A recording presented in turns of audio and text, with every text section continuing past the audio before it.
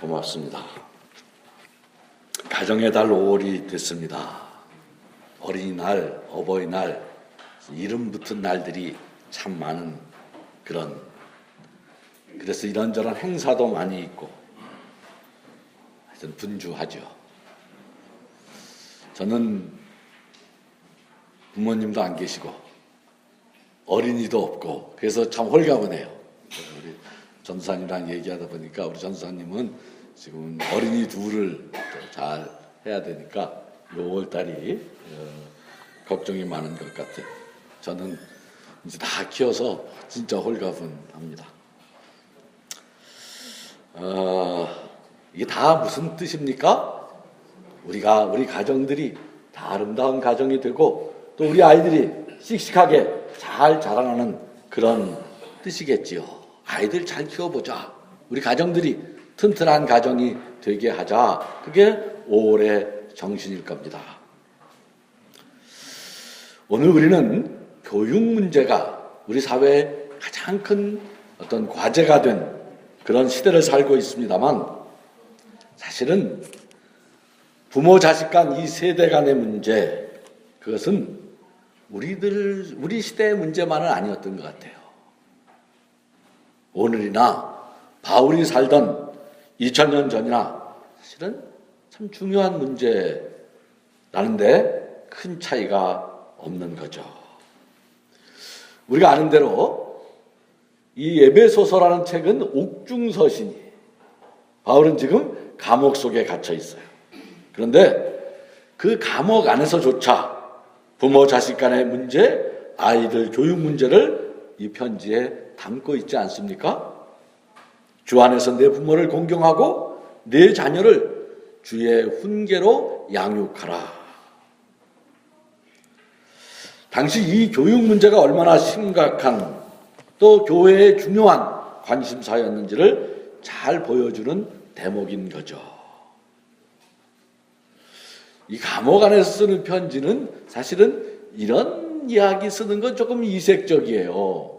감옥 안에서는 뭘 씁니까? 주로 편지를 쓰면 뭐 믿음으로 투쟁하자든지 우리가 시련 속에서도 흔들리지 말고 굳건히 믿음을 잘 지키자 뭐 이런 얘기를 써야 되는데 그런데 오늘 바울 선생님이 그 옥중서신을 통해서 자녀 교육 문제를 빼놓지 않고 기록하고 있는 것은 그 문제가 얼마나 중요한 교회의 관심이었는지를 나타내주는 그런 대목인 거죠.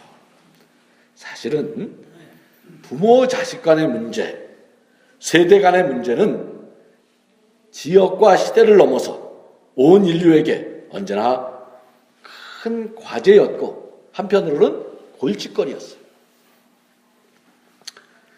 19세기에 한창 그 서양 사람들이 이 에집트 이런 데 와서 피라미드 발굴하고 그런 당시에 피라미드 안에서 처음으로 발견된 이 토판 문서가 있었습니다.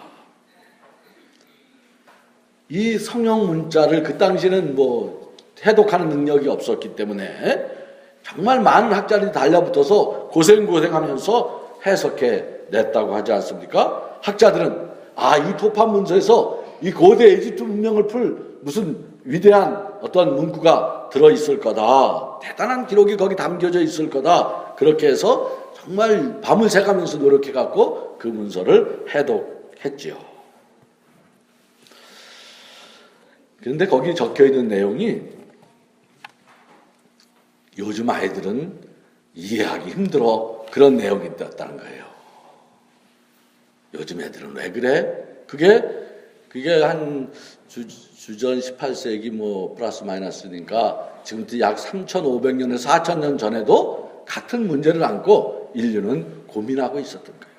그러니까 여러분 자녀들이 속 썩이는 거에 대해서 우리가 열을 받아야 되겠습니까? 그러려니 해야 되겠습니까?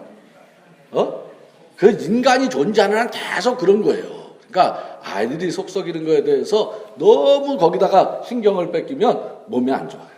이렇게 하는 게 아닙니다. 자녀들을 바르게 키우는 문제는 참 오래된 문제이지만 동시에 요즘처럼 아이를 키우는데 어려움을 겪는 시대도 없는 것 같아요. 참 이상하지 않습니까? 모든 게 풍요롭고 화려해졌는데 이상하게 아이들은 점점 더 많은 정신적, 육체적, 영적 문제로 신음하고 있어요. 먹을 것도 많고 입을 것도 좋아졌고 기술도 발달했고 환경도 과거와는 비교할 수 없을 만큼 좋아지지 않았습니까? 그러면 우리 아이들 다 무럭무럭 잘 커야 돼. 제가 어릴 때 학교 다닐 때는요, 교과서를 중고로 주로 썼어요. 중고. 웬만한 집 애들은 다 중고 교과서를 썼어요. EBJ에서 중고. 그래서 청계천, 지금 청계천은 뭐 중고 서점 몇 개 안 남았지만 그 당시에는 청계천에 완전 중고 서점이야. 그러면 신학기 되면 다 가서 새 교과서 못 사고 중고 사갖고 책, 학용품, 교육환경 모든 게 열악했죠. 요즘 초등학교 한 학년에 20-30명이라 그러지 않습니까? 이거 완전 선진국 된 거예요.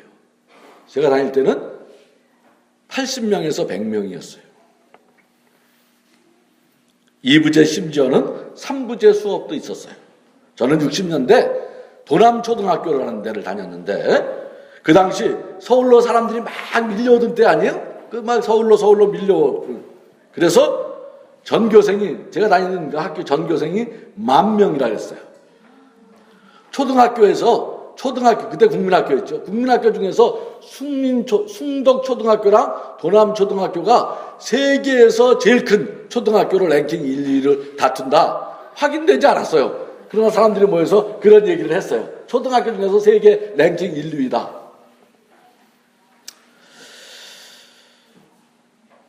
지금도 아시아 여러 나라에서는 2부제, 3부제 수업하는 나라들 많이 있지 않습니까? 아시아에 가난한 나라들 가보면 그런 데 많이 있어요. 지금 생각해보면 그런 교육 환경에서 자란 우리는 지금의 기준으로 보면 우리는 다 바보가 됐어야 돼. 다 빗나간 사람들이 되고 사람 무시를 못해야 돼. 그런데 주위를 보면 그 열악한 환경 속에서도 석박사도 많이 나오고요. 좋은 사람들도 많이 자라나지 않습니까? 오늘 교육의 문제는 단지 제도, 환경의 문제가 아닙니다. 우리가 진짜 놓치고 있는 것이 있어요. 오늘 교육이 진정으로 놓치고 있는 것, 그것은 풍요한 물질 문명 속에서 인간이란 영적 존재라는 것을 놓치고 있는 거예요. 그걸 진짜 너무 등한시해. 우리 어른들은요, 이미 영혼이 다 닳고 닳아버렸어요. 다 우리의 영혼이요, 이게 맑을 수가 없어요. 그래서 세상에 무슨 모순들 이런 거 대충 넘어갈 수 있지만 아이들의 영혼은 더 곱고 순수해서 그것을 더 민감하게 그런 영적 빈곤에 대해서 반응하는 거죠. 우리가 문제라고 하는 아이들은 사실은 더 민감한 영혼을 지닌 아이라는 증거일 뿐이에요. 그렇게 봐야 돼요. 사람이 잘 자라나는 것은 좋은 옷 입고 맛난 것 먹고 물질적으로 풍요한 환경을 경험한다고 해서 좋은 인간이 되는 것이 아니라는 것을 이제는 우리가 깨달을 때가 되었어요. 우리도요, 이제 그런 것에서 매여 있으면 진짜 미래를 만들지 못해요. 우리가 다 소비를 경험해 봤기 때문에 한 번도 못 해보면 한 번 해보긴 해봐야 돼. 근데 이제는 우리가 그런 걸 벗어날 줄 알아야 돼. 바울 선생님은 오늘 이런 문제에 대해 아주 단호한 어조로 한마디로 잘라 말해요. 주의 훈계로 양육하라. 별로 감동을 안 받으시네. 이 귀한 말씀을. 이제 한번 따라해보세요. 주의 훈계로 양육하라. 주의 훈계로 양육하라는 게 무슨 말이에요? 성경책 가르치고 종교교육 강화하고 그러라는 건 그런 게 아니에요. 주님이 주님의 교육 방법대로 주님이 늘 관용적으로 제자들에게 하신 말씀, 주님은 주로 제자들에게 무슨 말씀을 제일 많이 하셨냐면 빈도수를 조사해 보면 아직도 깨닫지 못하느냐, 그렇게도 믿지를 못하느냐, 그런 말을 자주 하셨어요. 주의 훈계는 그렇게 하라는 건가? 그런 말도 아니겠죠. 사실 우리는 우리 주님 예수님을 가장 위대한 스승이라고 합니다만 교육학적으로 보면 예수님은 정말 문제가 많은 분이에요. 제자들을 칭찬한 대목은 복음서에 거의 없어요. 굳이 찾는다면 베드로의 신앙 고백에 대해서 주는 그리스도에서 뭐 그때 한번 칭찬 비슷한 거 해주시고, 그러나 돌아서서 또 뭐 마귀 새끼야 뭐 욕한 거 그런 거 보면 뭐 그 칭찬도 뭐 그 대단한 것도 아니야. 근데 하여튼 칭찬 찾는, 제자들을 향해서 칭찬한 건 굳이 찾으라면 그거 한 군데 정도 찾을 수 있을까? 그리고 거의 모든 경우 제자들은 책망과 꾸지람만을 들어요. 아직도 깨닫지 못하느냐? 그렇게도 믿음이 없느냐? 그리고 이런 칭찬에 인색하신 예수님의 태도만이 아닌, 그걸 뭐 문제 삼지 않아도 예수님에게서 집중 교육을 받은 제자들 중에 예수를 배반하지 않은 사람이 있습니까? 한 명도 없어요. 우리는 이런 대목을 보면서 제자들을 막 비난하는데 열심이지만 사실 이것도 조금 문제가 있는 것입니다. 선생이 제대로 가르쳤으면 제자가 그 모양이었겠습니까? 맹장 밑에 약졸 없다, 그런 말이 있는 것처럼 선생이 좀 제대로 가르쳤으면 제자들이 그 모양일 리가 없지요. 아니, 아무리 그래도 12명 중에 단 몇 명이라도 제대로 된 인간이 있어야 하는 것이 아닙니까? 선생님, 십자가는 제가 질 테니 이 자리 피하십시오. 아니면 야 이놈들아, 내 눈에 흙이 들어가기 전에 우리 선생님 털끝 하나 못 건드린다. 아니, 그렇게 한 사람 몇 명은 있어야 될 거 아니야. 당신이 집중적으로 3년이나 가르쳤는데 12명 하나같이 어떻게 이럴 수 있습니까? 3년이나 기숙학교에 입학시켜서 집중교육 등록금 한 번 안 받고 그렇게 교육을 시켰는데, 근데 예수님은요, 그런 거 보면 실패한 선생. 문제가 많은 교육 방법론자예요.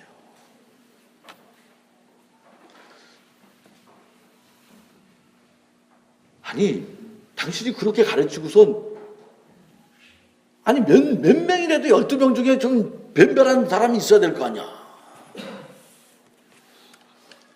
도대체 바울은 왜 이런 선생을 두고 주의 훈계로 양육하라는 것일까?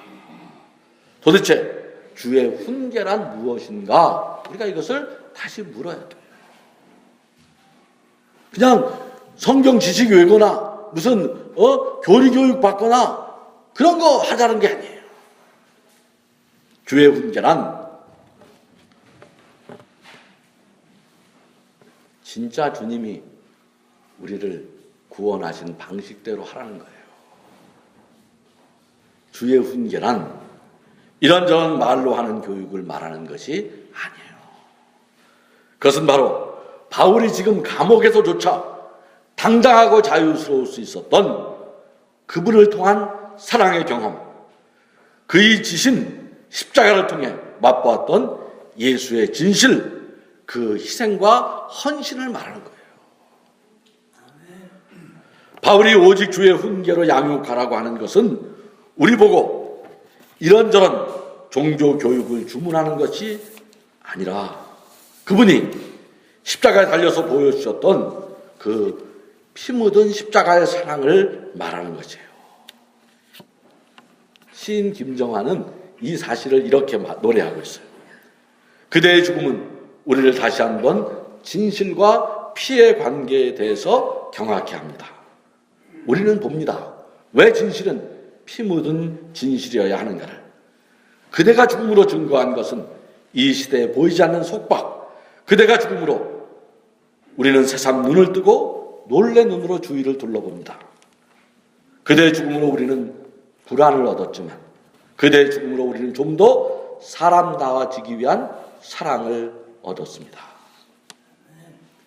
그 피 묻은 진실을 예수에게 맛보게 하는 거예요. 그 맛본 사람들이 주의 훈계로 교육하라. 그것은 이 십자가의 사랑으로 교육하라는 것입니다. 주의 훈계로 교육하라는 것은 인간 변화란 단지 잔소리 같은 몇 마디 말이나 더 좋은 환경 같은 것에 매인 것이 아니라 주님이 보여준 그 십자가의 사랑 안에서만 가능하다는 거예요.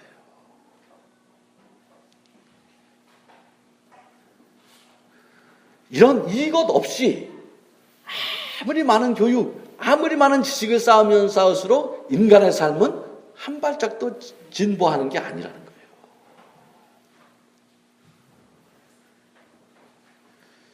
제가 잘 아는 아주 가난한 교회 사찰 집사님 내외분이 계세요. 그분들은 초등학교도 제대로 나오지 못한 분이야. 부부가 다 가난한 시골에서 태어나서 제대로 교육 받을 기회를 갖지 못했어요. 어릴 적부터 교회 다니면서 신앙을 익혔어요. 그래서 하나님의 집을 위해, 내가 복음을 위해 살고 싶은 열망은 누구보다 강했지만 신학교를 갈 형편이 아니에요. 서울에 올라와서 교회 사찰이 되었습니다. 교회 사찰로 산다는 것이 고단하고 힘든 날들이었지만 교회를 섬기며 산다는 것 얼마나 그분들에게 큰 긍지였는지 몰라. 나는 가난하지만 주님의 몸을 돌보는 사람이다. 그분들은 그런 마음으로 매일을 감사로 살았습니다. 제가 그분들을 보면 그 시편 84편에 나오는 이 시기가 생각나요.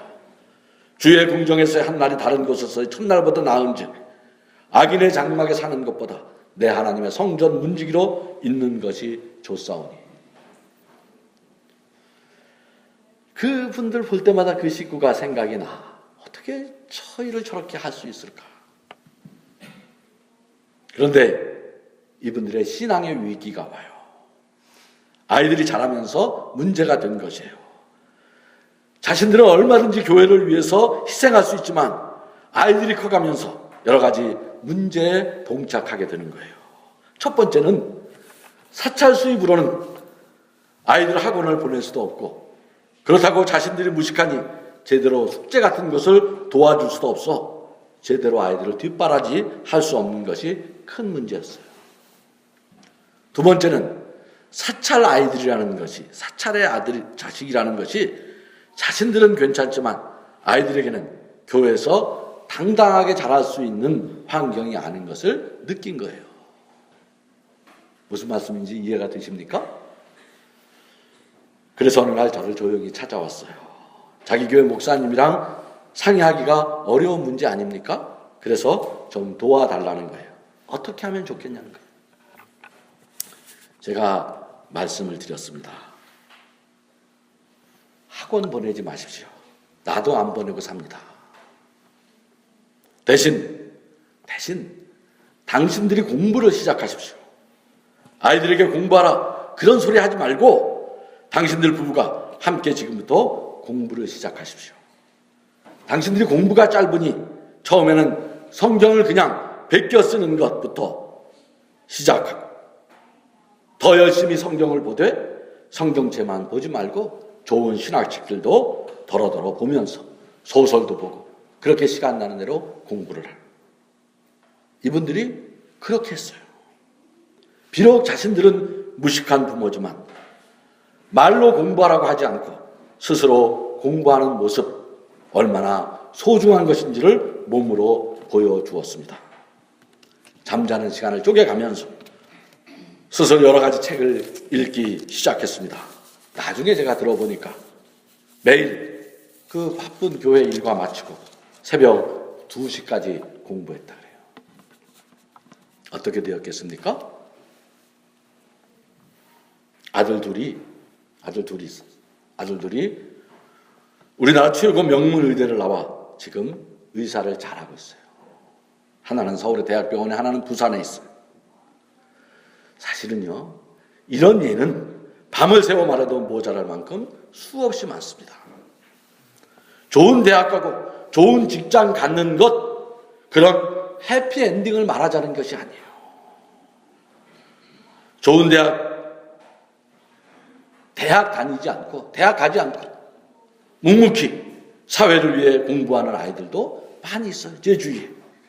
좋은 대학 다니다가도 뜻한 바 있어 학교 집어치우고 다른 길로 가는 젊은이들도 많이 있습니다. 요체는 그가 무슨 학벌을 가졌는 자가 아니라, 그가 무슨 세상에서 어떤 성취를 이루었느냐가 아니라 그의 삶과 인격을 통해 예수가 어떻게 드러나느냐 하는 것이에요. 당당한 인간으로 이웃과 세계 속에서 가치 있는 일을 꿈꾸며 사는 것이죠. 다 인류대학 가야 하는 것 아니죠. 인류대학은 다 숫자가 정해져 있지 않습니까? 근데 우리는 다 인류대학 가야 된다고 생각한단 말이에요. 단지 모두가 당당한 인격의 사람이 되는 것, 그게 중요한 것입니다. 문제는 우리가 아이들에게 주의 훈계를 하지 않고 세상의 훈계를 주는데 우리의 모든 힘과 정력을 소비한다는 거예요. 우리가 그런 믿음의 실력을 지니는 거예요. 어른들이 주의 훈계로 가르친다는 것은 우리 스스로 주님이 나를 위해 십자가를 지신 그 사랑의 뜻을 실천하는 것이죠. 그것은 말로 하는 것이 아니고 이론으로 하는 것도 아닙니다. 현대 교회는 이론이 너무 많아요. 진정한 신앙의 실천, 진정한 십자가의 사랑에 사라진 자리에 너무 자잘한 말들이 많아. 그래서 교회가 사람을 제대로 키우지 못하는 거예요. 사람의 지혜로 인간이 크는 것이 아닙니다. 오직 주의 훈계로, 십자가의 사랑으로 사람은 자라나는 것입니다. 참고 기다리며 십자가 지고 골고다 언덕을 올라가셨던 그분의 삶을 우리가 기억해야죠. 주님이 언제 우리 보고 너 나 대신 내 대신 네 십자가 져라 그렇게 하셨습니까? 다 당신이 묵묵히 감당하셨지요. 아이들이 어른의 거울이라고 하는 말이 있지 않습니까? 주님이 우리를 참고 기다리고 당신 스스로 그 고독한 길을 가셨던 것처럼 그렇게 우리가 그분에게서 배웠는데 우리가 어찌 기다리며 참지 못하고 주님의 훈계를 온전히 가르쳐낼 수 있겠습니까? 주님이 우리를 위해 참으셨다면 주님의 훈계를 위해 우리가 참고 기다려야 하는 것이죠. 주의 훈계로, 그 십자가의 사랑으로 묵묵히 양육할 줄 아는, 아무 말 하지 않고 삶으로 그리스도의 인격을 드러내는 그 삶의 자리로 나아가는 우리가 되기를 바랍니다. 거기에 우리 아이들이 더 성숙한 인격으로 자라날 것입니다. 그 교육, 주의 훈계의 교육, 우리가 만들어가는 그런 믿음의 길 되기를 간절히 바랍니다.